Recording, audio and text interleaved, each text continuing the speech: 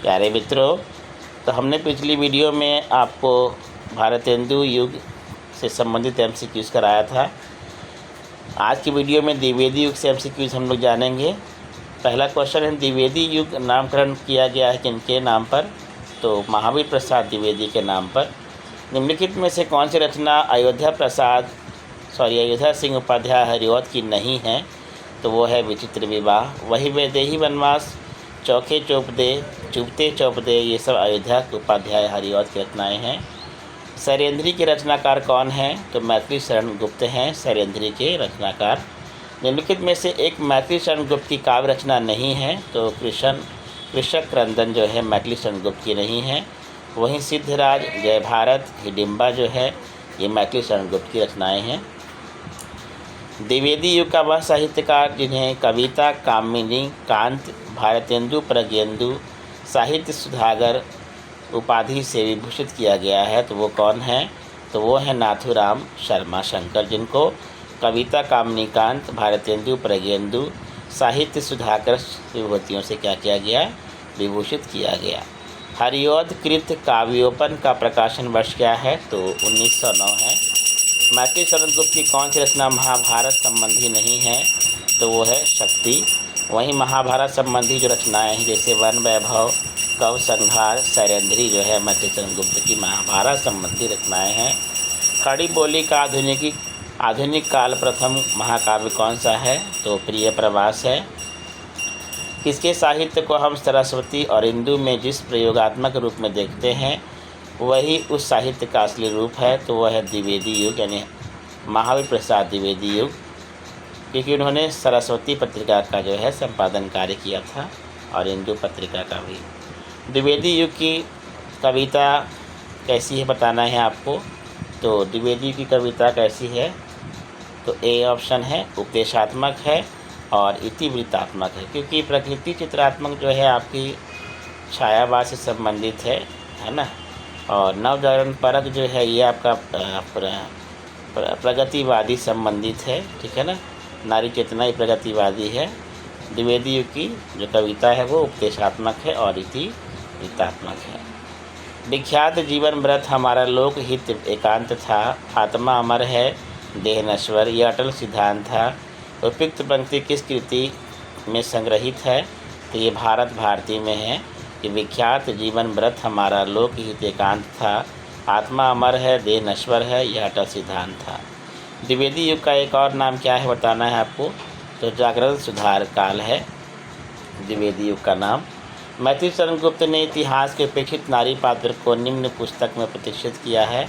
तो वो है साकेत, जिसमें उर्मिला जो पात्र है, जो रामायण की पात्र है जिसमें उसे उपेक्षित किया गया है, उस नारी को उन्होंने साकेत के माध्यम से प्रदर्शित किया है मैथिली शरण गुप्त ने। राजपूती आन की कथा जो है क्या है? तो आपका रंगभंग है। राजपूती आन की कथा रंगभंग में है। द्विवेदी युगीन साहित्य में किस प्रवृत्ति की प्रमुखता नहीं है बताना है आपको। तो इतिवृत्तात्मक नहीं है। वहीं गद्यात्मक है, काव्यात्मक है, वैचारिकता है इसमें, ठीक है, द्विवेदी युगीन साहित्य में। मैथिली शरण गुप्त द्वारा रचित जयद्रथ वध क्या है बताना है आपको कि महाकाव्य है, प्रबंध काव्य है, क्या है? तो खंड काव्य है। तो जयद्रथ वध क्या है? खंड काव्य।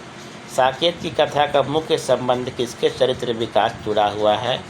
तो आपका लक्ष्मण और उर्मिला के चरित्र विकास से। द्विवेदी जी ने किस भाषा को कविता के सिंहासन से उतारकर खड़ी बोली को प्रतिष्ठित करने में काफ़ी योगदान दिया? तो ब्रज भाषा को, ठीक है ना। खड़ी बोली को प्रतिष्ठित करने के लिए उन्होंने ब्रज भाषा को कविता के सिंहासन से क्या किया? उतारा है महावीर प्रसाद द्विवेदी ने। दिवस का अवसान समीप था, गगन था कुछ लोहित चला, तरु शिखा पर थी अब राजती, कमलिनी कुल वल्लभ की प्रभाव। काव्य पंक्तियाँ संबंधित किससे हैं? तो प्रिय प्रवास से है। सम्मिलित करना है आपको। तो सी ऑप्शन है। तो सी में पहला का है थर्ड, यानी प्रिय प्रवास है हरिऔध जी का, और उसके बाद रंग में भंग है फर्स्ट, यानी मैथिली शरण गुप्त का है। वहीं मृत्युंजय जो है राय देवी प्रसाद पूर्ण जी का है, और पथिक जो है राम नरेश त्रिपाठी का है। चिरगांव किस कवि का जन्म स्थान है बताना है, तो मैथिली शरण गुप्त का जो जन्म स्थान है वो है चिरगांव। करते तुलसी भी कैसे मानस नाद, महावीर का यदि उन्हें मिलता नहीं प्रसाद।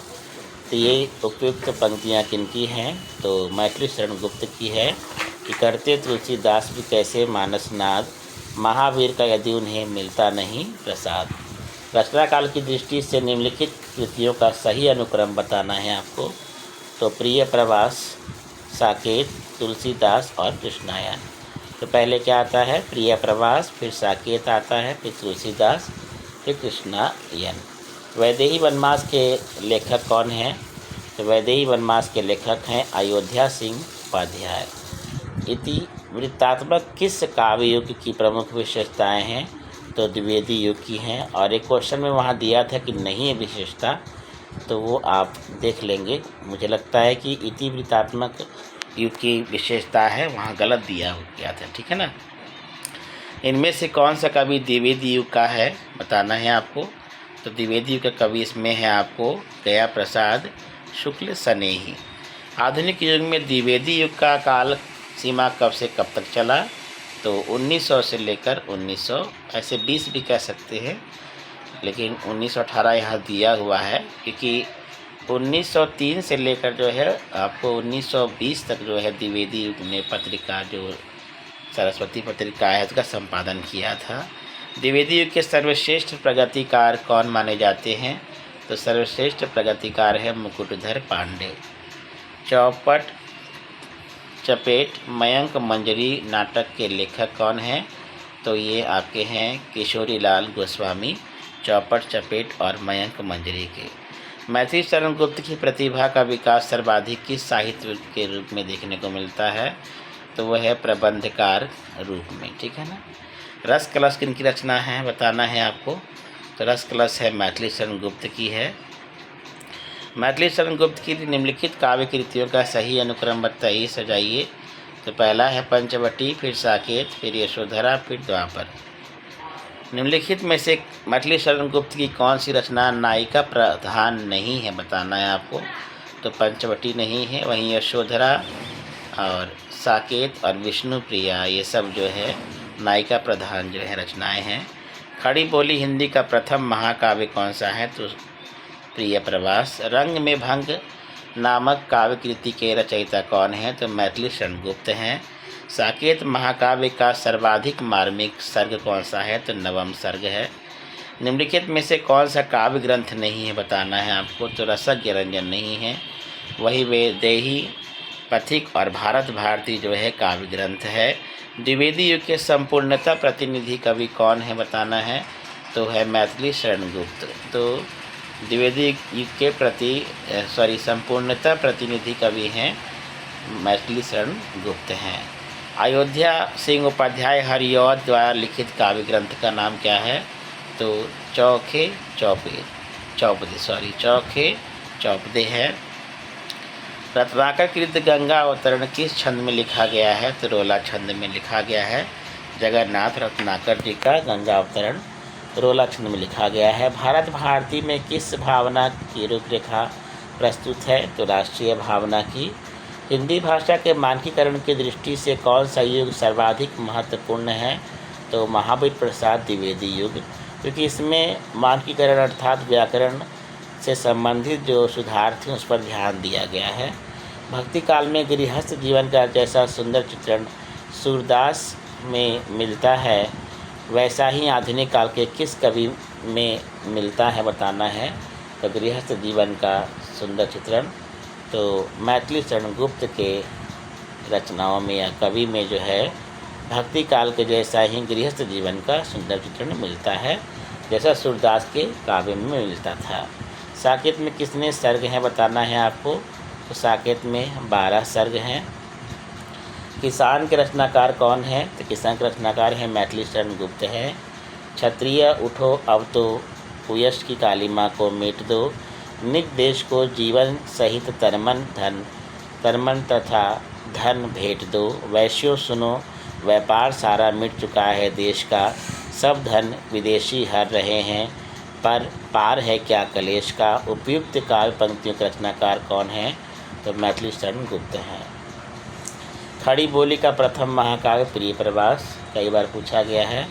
हिंदी के मानकीकृत स्वरूप पर सबसे पहले किसने विधिवत विचार किया? तो आचार्य माहीप्रसाद द्विवेदी ने। प्रिय की सुधि सी ये सरिताएँ, ये कानन कांतर सुसज्जित, मैं तो नहीं किंतु है मेरा हृदय किसी प्रियतम से परिचित। जिसके प्रेम पत्र आते हैं प्रायः सुख संवाद सन्निहित। तो ये पंक्तियाँ किस कवि की हैं बताना है आपको। तो ये है रामनरेश त्रिपाठी की है कि प्रिय की सुधि सी ये सरिताएँ, ये कानन कांतर सुसज्जित, मैं तो नहीं किंतु है मेरा हृदय किसी प्रियतम से परिचित। हम कौन थे क्या हो गए क्या होंगे अभी, आओ विचारे आज मिलकर ये समस्याएं सभी। तो ये किन की पंक्तियाँ हैं, काय पंक्तियाँ? तो ये मैथिली शरण गुप्त की हैं कि हम कौन थे क्या हो गए और क्या होंगे अभी, आओ विचारे आज मिलकर ये समस्याएं अभी। अधिकार खोकर बैठे रहना यह महादुष्कर्म है, न्यायार्थ अपने बंधु को भी दंड देना धर्म है। तो ये पंक्तियाँ कहाँ से ली गई हैं, किस ग्रंथ से ली गई हैं? तो ये जयद्रथ वध से ली गई हैं कि अधिकार खोकर बैठे रहना महादुष्कर्म है। निम्नलिखित में से कौन सी विशेषताएं द्विवेदी युग काव्य की नहीं है? तो डी ऑप्शन, स्वानुभूति की प्रत्यक्ष विवृत्ति, क्योंकि ये आपका जो है छायावाद में मिलता है आपको। और जो अन्य जो विशेषताएं है तीव्रतात्मक, सुधारवाद, काव्य भाषा के रूप में खड़ी बोली की प्रतिष्ठा, तो ये सब द्विवेदी युग की विशेषताएँ थी। प्रकाशन काल की दृष्टि से मैथिली शरण गुप्त के काव्य ग्रंथों का सही क्रम क्या है? तो पहला है जयद्रथ वध, फिर पंचवटी, यशोधरा और विष्णुप्रिया। भारत भारती की रचना है तो मैथिली शरण गुप्त की है। खड़ी बोली का पहला महाकाव्य कौन सा है? तो प्रिय प्रवास है। दिवस का अवसान समीप था, गगन था कुछ लोहित हो चला, किसकी काव्य पंक्तियाँ हैं बताना है आपको। तो हरिऔध जी का है। तो हमने जो है द्विवेदी युग से संबंधित MCQs पढ़ लिया। हम लोग प्रगतिवादी युग से MCQs पढ़ेंगे अगली वीडियो में।